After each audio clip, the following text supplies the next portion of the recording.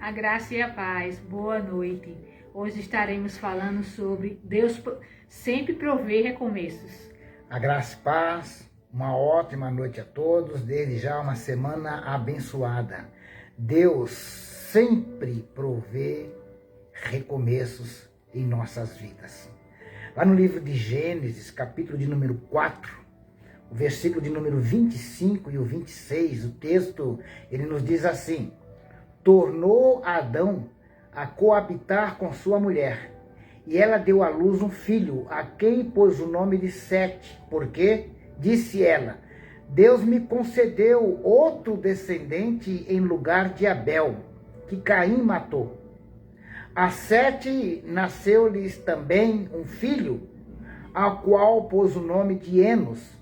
Daí se começou a invocar o nome do Senhor. Vejam que esse Deus tão glorioso sempre provê um recomeço.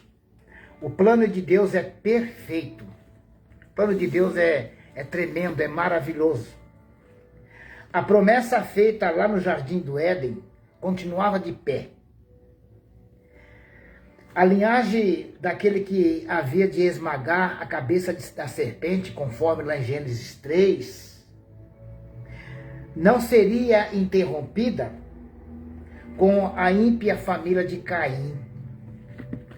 Essa promessa feita lá no Jardim do Éden, ela não seria de maneira nenhuma interrompida por causa de homens ímpios. A impiedade e a corrupção de líderes religiosos e suas famílias jamais frustrarão o propósito do Senhor. Caim, como um líder, a sua família e outras famílias na Bíblia que permitiram, se deixaram levar pela corrupção, não anularam de maneira nenhuma os propósitos do Senhor, de maneira nenhuma. O mau exemplo, por exemplo, de Eli e seus filhos, que desonravam o santuário, não frustraram os planos de Deus.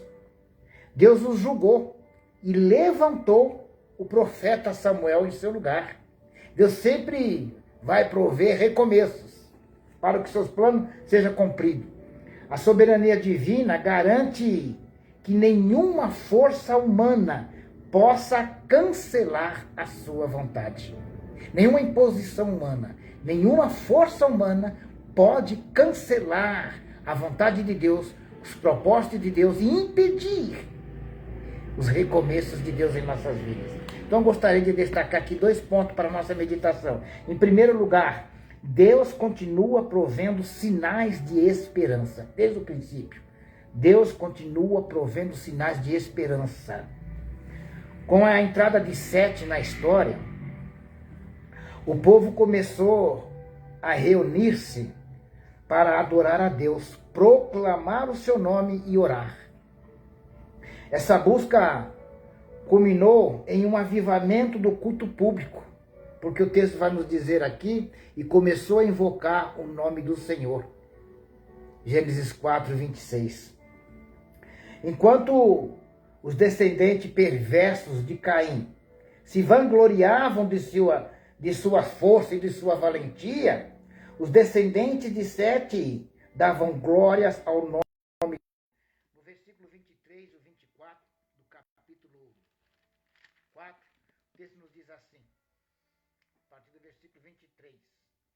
E disse Lameque às suas esposas, Ada e Zilá, ouve-me, vós, mulheres de Lameque, escutai o que passo a vos dizer. Matei um homem porque ele me feriu, e um porque me pisou. 7 vezes tomará vingança de Caim, de Lameque, porém, 70 vezes 7. Então, veja que os descendentes de Sete davam glória ao nome do Senhor, mas os de Caim gloriavam-se de usar sua própria força, gloriavam-se das suas impiedades. A genealogia de Caim desemboca em Lameque. Esses disturbavam os preceitos divinos, de casamentos fora do contexto divino, fora da vontade de Deus. Adotam a bigamia, ampliam os crimes de Caim. Ele se vangloriava dos seus pecados e cometiam assassinatos, conforme no versículo 23 do capítulo 4.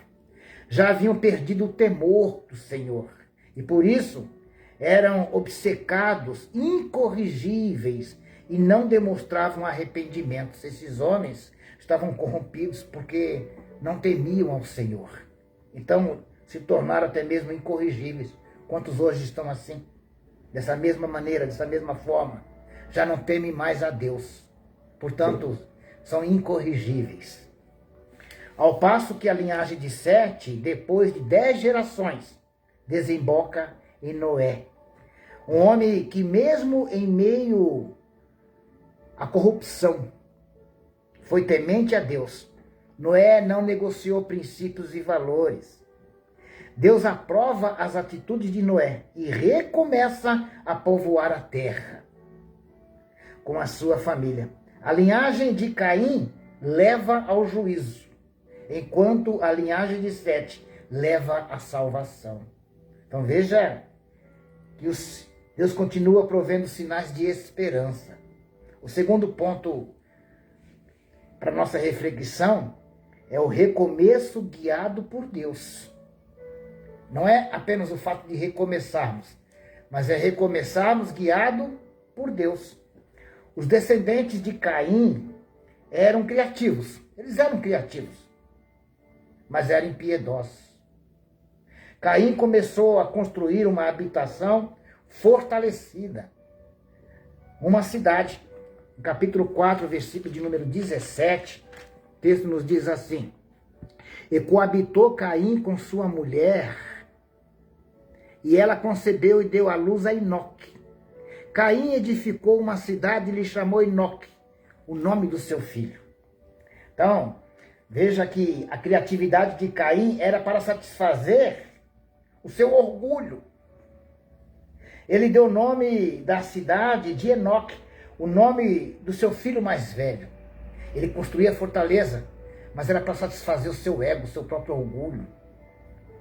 A procura de Caim e seus filhos por segurança estava simbolizada na construção de muros, uma cidade edificada, fortalecida por muros.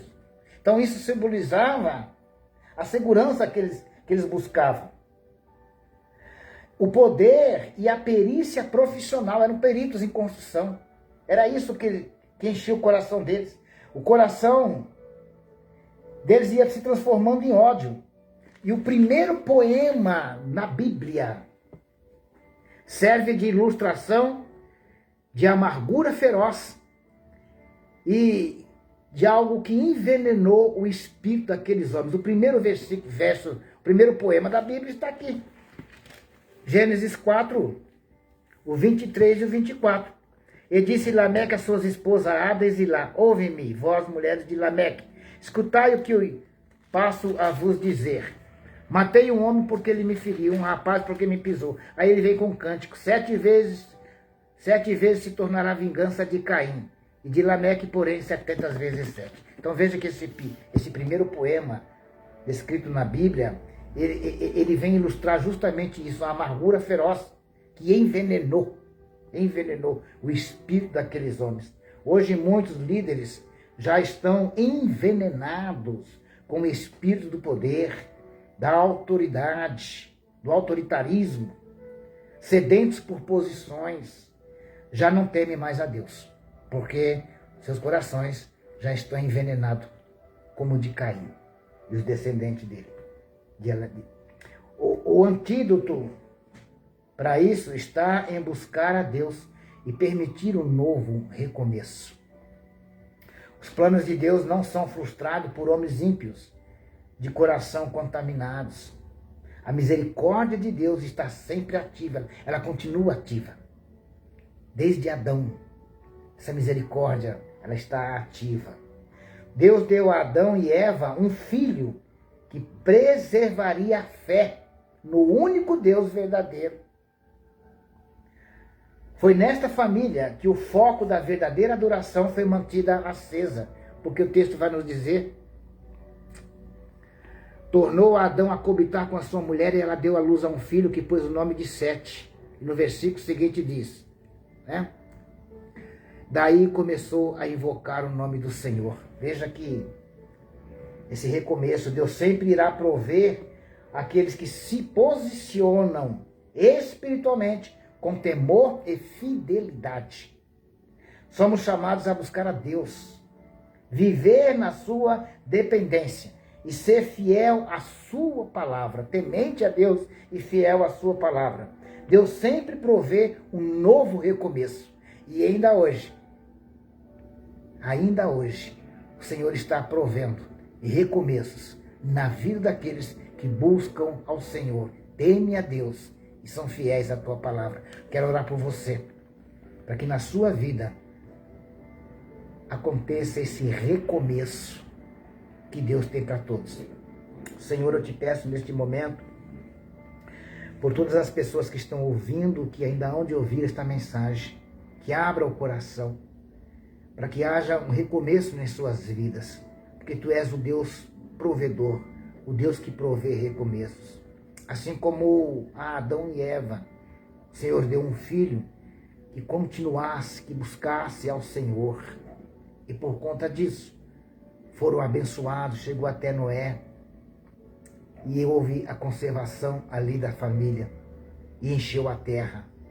Hoje, Senhor, busca em cada lugar homens e mulheres tementes a Deus, fiéis a Ele, homens com o coração voltado a buscar o Deus de toda a glória, o único Deus verdadeiro, o Deus eterno. E é a esses que Deus promove recomeços, avivamento espiritual, para que possam continuar firme no seu propósito de temer a Deus, obediente à sua palavra, para que o Senhor se manifeste por meio da vida desses e seu nome seja glorificado. Te peço, ó Deus, que abençoe poderosamente a vida de cada ouvinte, que não apenas ouça, mas que deseje viver esse recomeço, esse avivamento espiritual em suas vidas. Por isso eu te agradeço desde já, no nome de Jesus. Deus te abençoe.